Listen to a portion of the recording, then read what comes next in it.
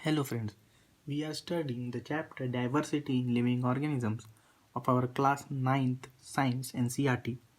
In the very first lecture, we studied about the need to classify the organisms. क्योंकि जो अर्थ पर species का estimate number है वो लगभग 7 मिलियन टू 8 मिलियन है, 70 to 80 लाख।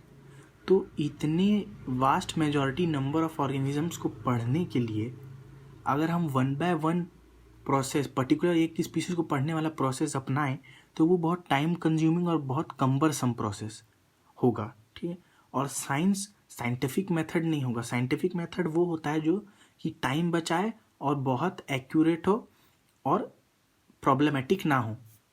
ठीक है, तो साइंटिस्ट ने ये तरीका निकाला कि क्यों ना हम कोई एक पर्टिकुलर कैरेक्टर को असाइन करें, ठीक है, उसको पकड़ें, उस कैरेक्टर के बेसिस पे ही हम ऑर्गेनिजम्स को छोटे छोटे ग्रुप में डिवाइड करें और एक सिंगल ऑर्गेनिजम्स को पढ़ने के बजाय हम उस ग्रुप के कैरेक्टर्स पढ़ लें तो हमें पता चल जाएगा इस एनिमल्स के ये कैरेक्टर हैं।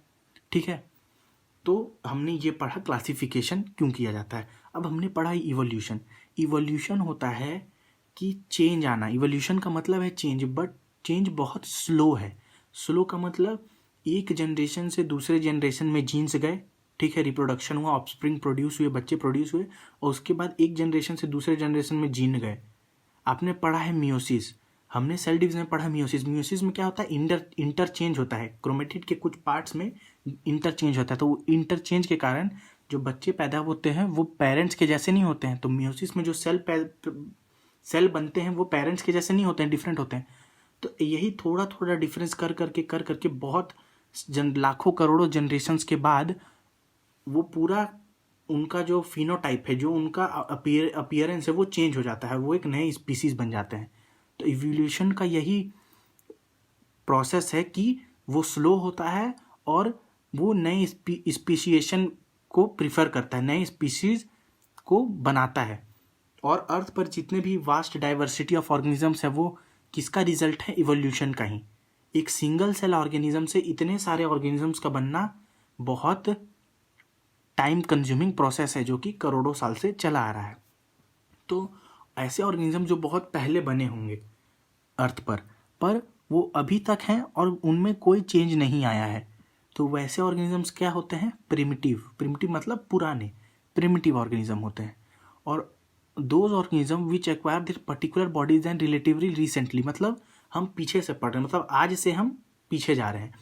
तो जो एडवांस ऑर्गेनिज्म है वो उन्होंने अपना जो उनका जो बॉडी डिज़ाइन है वो अभी रिसेंटली एक्वायर किया है। एंशिएंट ऑर्गेनिज्म करोड़ों साल से वैसे ही हैं, लेकिन जो सबसे कॉम्प्लेक्स ऑर्गेनिज्म है आज के ज़माने, जैसे ह्यूमन, हमने हमारा कैरेक्टरिस्टिक 40,000 साल पहले लगभग लिया है। और अगर मैं बात करूँ अमीबा तो वो करोड़ों साल पुराना है। तो वो सिंपल ऑर्गेनिज्म क्योंकि सिंगल सेल है, ठीक है, और हम कॉम्प्लेक्स है क्योंकि हम सबसे यंग है, सबसे नए हैं।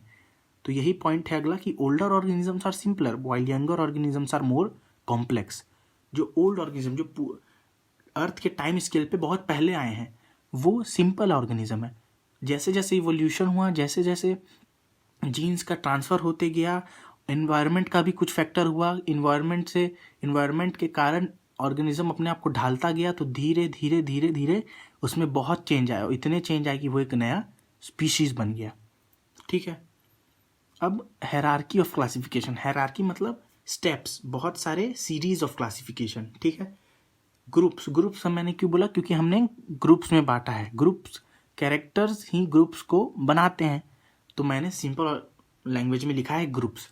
ठीक है, इसका एज सच कोई यहाँ पे मीनिंग नहीं है, बट ग्रुप्स मतलब हमने क्लासिफिकेशन किस बेसिस पे किया है, हमने कैरेक्टर्स लिए हैं, कैरेक्टर्स के बेसिस पे हमने ग्रुप्स बनाया, ग्रुप्स बनाकर ऑर्गेनिज्म को क्लासीफाई किया है। Biologist such as Ernst Haeckel, Robert Whittaker, Carl Woese, इन्होंने ट्राई किया है कि लिविंग ऑर्गेनिज्म को हम ब्रॉड कैटेगरीज में बांटें। और वो ब्रॉड कैटेगरीज क्या होता है, किंगडम, मतलब किंगडम जो सबसे कम नंबर में कम हो और बहुत सारे ऑर्गेनिजम्स इनके अंदर आ जाएं। फिर हम किंगडम से नीचे सब ग्रुप्स बनाते जाते हैं, सीरीज बनाते जाते हैं। ठीक है, और उसमें लेस इंपॉर्टेंट कैरेक्टर्स हैं, लेकिन जो किंगडम है उसमें मोस्ट इंपॉर्टेंट कैरेक्टर्स आते हैं। और उसके नीचे हमने पढ़ा है सब ग्रुप बनाएंगे, जैसे क्लास, ऑर्डर, जीनस, उसमें लेस इंपॉर्टेंट कैरेक्टर होंगे।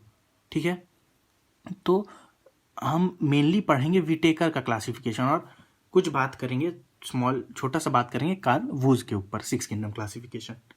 तो 5 किंगडम क्लासिफिकेशन जो विटेकर ने दिया उसमें कौन कौन से 5 किंगडम आते हैं? मोनेरा, प्रोटिस्टा, फंजाई, प्लांटी और एनिमेलिया। मतलब Monera, protista, fungi, Plantae, animalia. अब इनका डिवीजन हुआ है किस बेसिस पे? ये ग्रुप बने हैं किस बेसिस पे? Cell structure, mode and source of nutrition and body organisation. अब इसको समझते हैं। जैसे कि हमने पढ़ा था प्रोकार्योट और यूकार्योट, तो जितने भी प्रोकार्योट हैं ऑर्गेनिजम्स, उनको किस में रखा गया है? मोनेरा में। मतलब उनका न्यूक्लियस न्यूक्लियर मेम्ब्रेन से सराउंड नहीं है, वेल डेवलप्ड न्यूक्लियस नहीं है, कोई भी मेम्ब्रेन बाउंड ऑर्गेनल नहीं है, तो वो किस में आते हैं? मोनेरा में आते हैं। अब प्रोटिस्टा, फंजाई, प्लांटे, एनिमेलिया, ये सब यूकार्योट हैं। अब प्रोटिस्टा किंगडम इस बेसिस पे बना, जितने भी यूनिसेल्युलर यूकार्योट है, सिंगल सेल्ड यूकार्योट हैं, उनको प्रोटिस्टा में रखा जाए, तो प्रोटिस्टा किंगडम बन गया। अब फंजाई, प्लांटी, एनिमेलिया, ये सब यूकार्योट हैं, मल्टी सेलुलर हैं। अब इनमें डिवाइड करने के लिए हमने देखा सेल वॉल प्रेजेंट है या सेल वॉल एब्सेंट है। ठीक है, अगर सेल वॉल एब्सेंट है तो बन गया क्या? एनिमेलिया। हमने पहले ही पढ़ा था कि एनिमेलिया ऐसे ऑर्गेनिज्म जिसमें सेल वॉल एब्सेंट होता है। ठीक है, यूकार्योट तो ये तीनों हैं, बट एनिमेलिया में सेल वॉल एब्सेंट है। अब फंजाई और प्लांटी, इनमें डिवीजन का जो कैरेक्टर देखा गया वो होता है मोड ऑफ न्यूट्रिशन। मतलब मोड ऑफ न्यूट्रिशन मतलब कौन हेटेरोट्रॉपिक है, कौन ऑटोट्रॉपिक है। ऑटोट्रॉपिक मतलब टू सिंथेसिस ओन फूड, अपना खाना खुद बनाना, और हेटेरोट्रॉपिक मतलब दूसरे पे खाने के लिए डिपेंड होना। तो फंजाई हो जाते हैं हेटेरोट्रॉपिक, वो अपना खाना नहीं बनाते हैं, दूसरे पे डिपेंड करते हैं। और जो प्लांटी है वो क्या है? ऑटोट्रॉपिक है, फोटोसिंथेसिस करते हैं क्लोरोफिल पिगमेंट से, और फिर क्या बनाते हैं? अपना फूड बनाते हैं। इसको हम, ये जो मैंने डिवीजन आपको बताया, ये हम चार्ट के बेसिस पे आगे समझेंगे। अब कार्ल वूज ने दिया 6 किंगडम सिस्टम। उन्होंने कुछ ज़्यादा नहीं किया है, इतना रॉबर्ट विटेकर जितना मेहनत नहीं किया। उन्होंने क्या किया, जैसे मोनेरा है तो मोनेरा को उन्होंने 2 ग्रुप में डिवाइड कर दिया, और मोनेरा को ही तोड़कर उन्होंने 2 किंगडम बना दिए। क्या बनाए? मोनेरा में एक ऑर्गेनिज्म है आर्कीबैक्टीरिया, उसके अंडर भी बहुत सारे सब ग्रुप्स हैं, लेकिन जो आर्कीबैक्टीरिया उन्होंने बनाया ऑर्गेनिज्म का एक ग्रुप, इसमें क्या होता है? सेल वॉल का स्ट्रक्चर डिफरेंट होता है बाकी मोनेरियंस से। जितने भी मोनेरियंस के बाकी ग्रुप मेंबर्स हैं उनसे आर्कीबैक्टीरिया का सेल वॉल स्ट्रक्चर डिफर कर जाता है, डिफर्स। और उन्होंने कार्ल वूज ने एक 16S RNA का भी स्ट्रक्चर लिया। हमने राइबोसोम पढ़ा था 70S 80S, तो जो आप हायर क्लासेस पढ़ेंगे, पर एक राइबोसोमल का टुकड़ा होता है, यूनिट होता है, सब यूनिट RNA का, उसको बोलते हैं 16S, उसका नाम है। उसके बेसिस पर भी कार्ल वूज ने डिफ्रेंशिएट किया है। तो इसके बेसिस पर उन्होंने बनाया आर्कीबैक्टीरिया, ये एक किंगडम हो गया। बाकी मोनेरेंस का उन्होंने नाम रखा यू बैक्टीरिया, जिसके अंदर बैक्टीरिया आ गए, ब्लू ग्रीन एल्गी या साइनोबैक्टीरिया आ गए, है ना, और एक्टिनोमाइसिटीज, ये सब आ गए। और बाकी 4 तो वो आपको पता ही है, मतलब बाकी फंजाई, प्लांटी, मैंने एक भूल गया मैं, प्रोटिस्टा होता है, ठीक है, एनिमेलिया।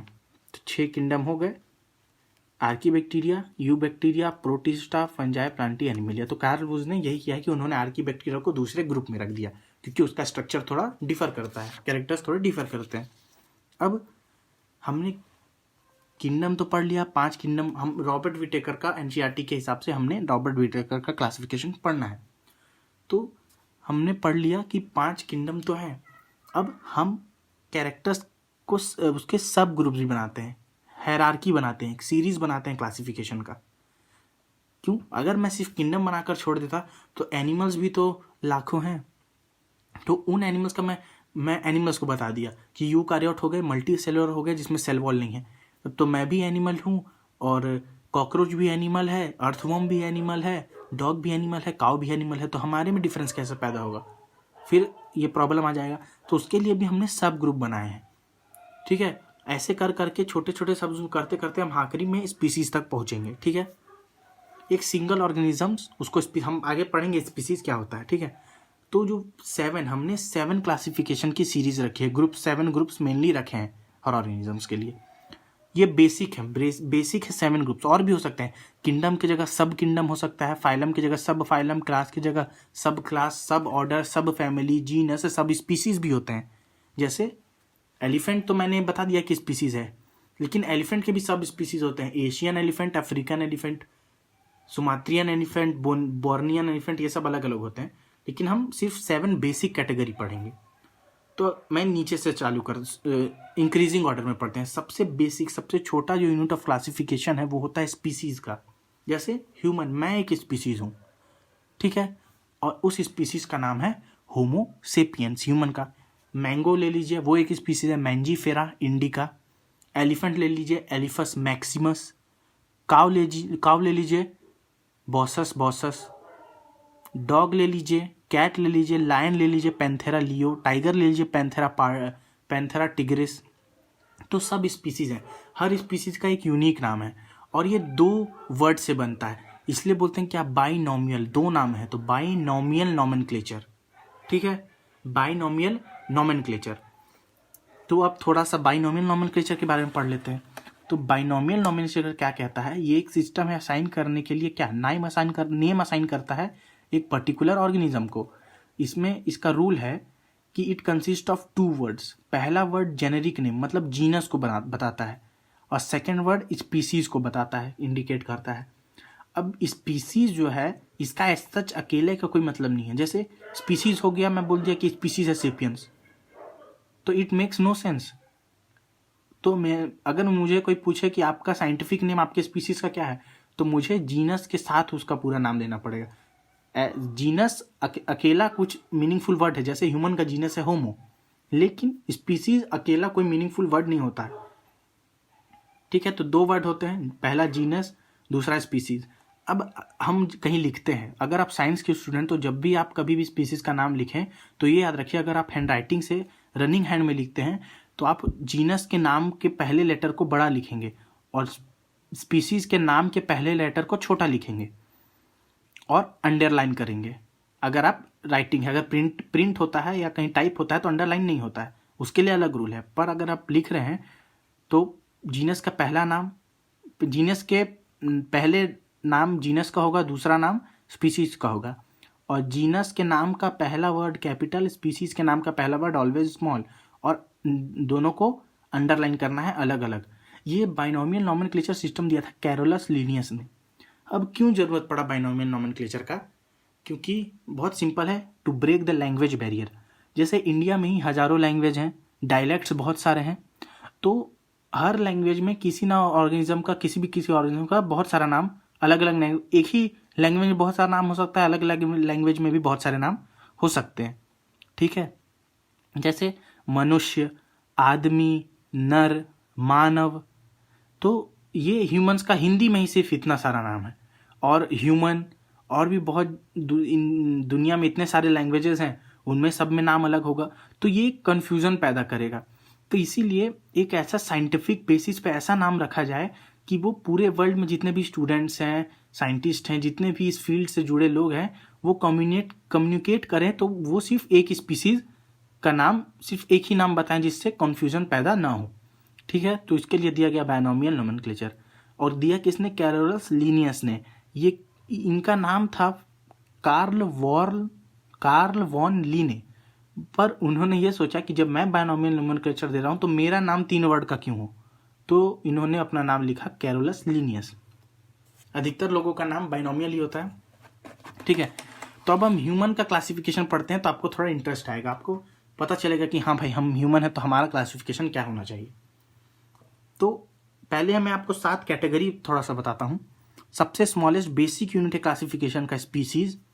बहुत सारे स्पीसीज मिलते हैं, बनाते हैं एक जीनस, बहुत सारे जीनस मिलते हैं फैमिली बनाते हैं, बहुत सारे फैमिली मिलकर ऑर्डर, बहुत सारे ऑर्डर मिलकर क्लास, बहुत सारे क्लास मिलकर फाइलम, और बहुत सारे फाइलम मिलकर एक किंगडम बनाते हैं।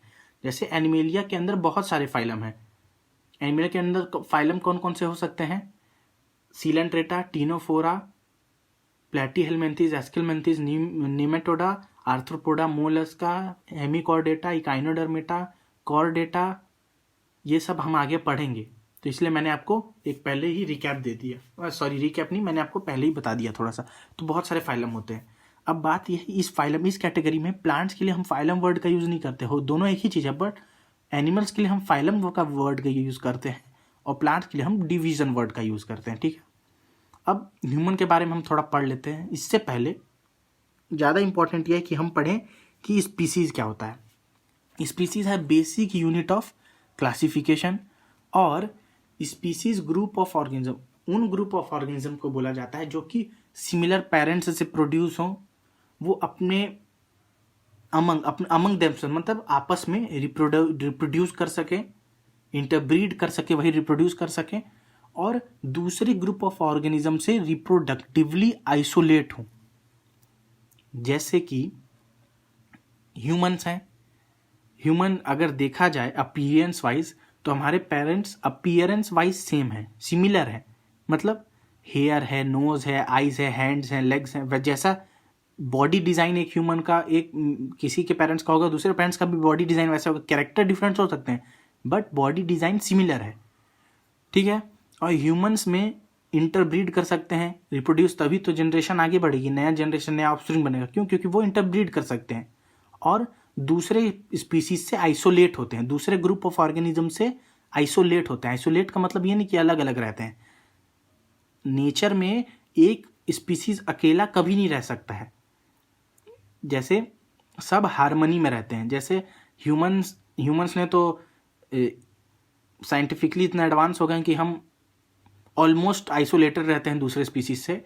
बट अगर आप कहीं जंगल में जाएंगे तो एक, आप बचपन में आपने पढ़ा होगा फूड चेन, एक ऑर्गेनिज्म दूसरे ऑर्गेनिज्म का खाना होता है, एनर्जी ट्रांसफर, वो नेचर में बहुत ज़रूरी है।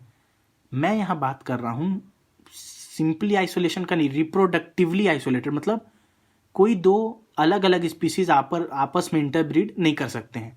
जैसे फ्रॉग और लिजर्ड कभी इंटरब्रीड नहीं करते हैं, डॉग और एलिफेंट कभी इंटरब्रीड नहीं कर सकते हैं, कोई भी आप नाम ले सकते हैं, वो दो अलग स्पीसीज कभी भी इंटरब्रीड नहीं करती है।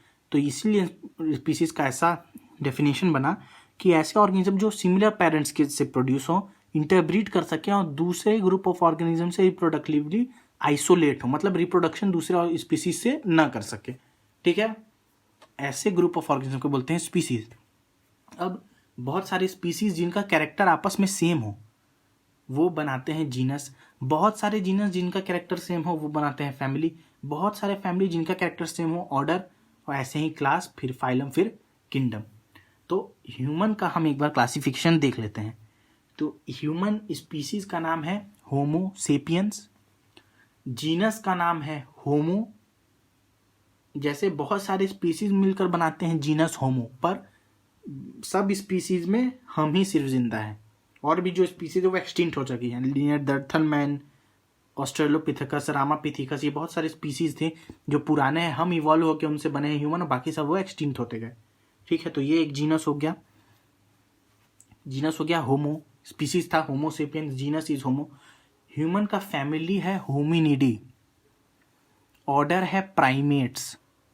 प्राइमेट्स में बहुत आते हैं, मंकी, लेमूर्स, टार्सस, ये सब प्राइमेट्स होते हैं, ठीक है। ऑर्डर हो गया प्राइमेट्स, क्लास हो गया मैमेलिया। हमने बात किया था मैमेलिया जिसमें इसमें कार्निवोर्स भी आ जाएंगे, इसमें वेल आ जाएंगे, इसमें एलिफेंट आएगा, डियर, गोट, काव, ये सब मैमल्स में आ जाएंगे।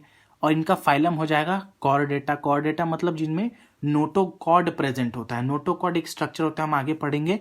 मीजोडर्मली डिराइव, मीजोडर्म मैंने आपको बताया है कि जर्म लेयर होता है, उससे डिराइव होता है नोटोकॉर्ड स्ट्रक्चर, ठीक है। और जिनमें वो प्रेजेंट होता है किसी भी लाइफ के किसी भी स्टेज में, बीट एडल्ट, एम्ब्रियो, यंग, किसी भी स्टेज में प्रेजेंट हो, उनको बोलते हैं कॉर्डेट। और किंगडम है एनिमल, ह्यूमन का एनिमेलिया। तो एक ऊपर से भी पढ़ लेते हैं, ह्यूमन का किंगडम क्या हो गया, एनिमेलिया। फाइलम क्या हो गया, कॉर्डेटा। क्लास क्या हो गया, मैमेलिया। ऑर्डर क्या हो गया, प्राइमेट्स। फैमिली क्या हो गई, होमिनिडी, जीनस हो गया होमो, और species is the homo sapiens. अब मैं आपको थोड़ा सा और एक और का मैं क्लासिफिकेशन बताऊं, मैंगो का, आम का क्लासिफिकेशन आम नहीं है, ठीक है, थोड़ा कॉम्प्लेक्स है। उसका किंगडम क्या हो जाएगा, आम प्लांट है, प्लांटी। उसका फाइलम, हम उसका डिवीजन, सॉरी, प्लांट्स के लिए हम वर्ड यूज करते हैं डिवीजन, एनिमल के लिए वर्ड यूज करते हैं फाइलम, और प्लांट्स के है दोनों एक ही चीज पर नाम का अंतर है। प्लांट्स के लिए हम यूज करते हैं डिवीजन, तो प्लांट इसका डिवीजन, मैंगो का डिवीजन हो जाएगा, आप क्या पढ़ेंगे, एंजियोस्पर्म। हम आगे पढ़ेंगे एंजियोस्पर्म्स क्या होते हैं, एंजियोस्पर्म्स। क्लास हो जाएगा डाइकॉट, मैंने आपको पहले पढ़ाया है कि डाइकॉट जिसमें 2 कॉटिलेडन हो। ऑर्डर हो जाएगा इसका सेपिंडेल्स। फैमिली हो जाएगी एनाकार्डिएसी, खजूर बोल रहा हूं मैं, सॉरी, कैश्यूनट, काजू की भी फैमिली क्या होती है, एनाकार्डिएसी। मतलब काजू के लिए भी इतनी क्लासिफिकेशन यहाँ तक सेम है, एनाकार्डिएसी तक। जीनस बदल जाता है, जीनस जो मैंगो का है वो है Mangifera, as you can see that, मैं अंडरलाइन कर रहा हूँ, और स्पीसीज थोड़ा नीचे यहाँ लिख रहा हूँ, स्पीसीज है मैंजीफेरा इंडिका। कौन सी स्पीसीज हो गई, मैंजीफेरा इंडिका, ठीक है। तो आप एक बार फिर मैं क्लासिफिकेशन बता देता हूँ। मैंगो का किंगडम है प्लांटी, डिवीजन है एंजियोस्पर्म्स, क्लास है डाइकॉट, ऑर्डर है सेपिंडेल्स, फैमिली एनाकार्डिएसी, जीनस मैंजीफेरा और स्पीसीज मैंजीफेरा इंडिका, ठीक है, ये हमने पढ़ लिया। अब हम थोड़ा ये चार्ट एक बार पढ़ लेते हैं तो हमें समझ में आ जाएगा। तो बात यह है कि ऑर्गेनिजम्स को किस बेसिस पे डिवाइड किया जाए। तो हमने सबसे पहला डिवीजन देखा complexity of cell, prokaryote, eukaryote. Prokaryote जिनमें न्यूक्लियर मेम्ब्रेन एब्सेंट हो, न्यूक्लियस जो है इंसिपिएंट हो, प्रोन्यूक्लियस हो, सेल साइटोप्लाज्म में ऐसे ही लाई करे, ठीक है, और मेम्ब्रेन बाउंड ऑर्गेनल्स एब्सेंट हो। तो इस बेसिस पे हमने बना दिया मोनेरा किंगडम, जिसमें यूनिसेलुलर प्रोकैरियोट है। अब यूकैरियोट्स में हमने देखा कि बहुत सारे एनिमल्स हैं, तो उनमें हमने डिवाइड किया जो यूनिसेलुलर है और जो मल्टीसेलुलर है। तो यूनिसेलुलर यूकैरियोट के बेसिस पे बन गया कौन सा किंगडम, प्रोटिस्टा। अब मल्टीसेलुलर में हमने देखा कैसे डिवाइड करें, तो मल्टीसेलुलर में हमने कैरेक्टर ढूंढा सेल वॉल, जिसमें सेल वॉल है और जिसमें सेल वॉल नहीं है। तो जिसमें सेल वॉल नहीं है उस बेसिस पर बना एनिमेलिया। तो animalia are the organisms which are eukaryotes, multicellular and without cell wall, वो क्या हो जाएंगे, एनिमेलिया। और ऐसे ऑर्गेनिजम्स जिनमें सेल वॉल हो, फिर उनमें हमने देखा कि दो टाइप के ऑर्गेनिजम्स हैं जिनका कैरेक्टर डिफरेंट है पर दोनों में सेल वॉल है। तो हमने उनको डिवाइड करने के लिए क्या किया कि मोड ऑफ न्यूट्रिशन देख लिया। कौन हेट्रोट्रॉप है, मीन्स अपना खाना खुद नहीं बनाता, और कौन ऑटोट्रॉप है जो अपना खाना खुद बनाता है, सिंथेसिस देयर ओन फूड। तो जो अपना खाना खुद बनाता है वो हो गए प्लांटी, प्लांट्स इसमें आ गए, और जो अपना खाना खुद नहीं बनाते दूसरे पर डिपेंड होते हैं उसमें आ गए फंजाई, ठीक है। तो ये क्लासिफिकेशन आपको समझ में आया कि किस बेसिस पे, किस कैरेक्टर पे मैंने 5 किंगडम को यहाँ पर डिवाइड किया है, ठीक है। अब अगले लेक्चर में हम पढ़ेंगे 5 किंगडम थोड़ा डिटेल में, स्टार्ट करेंगे मोनेरा से, ठीक है। Thank you.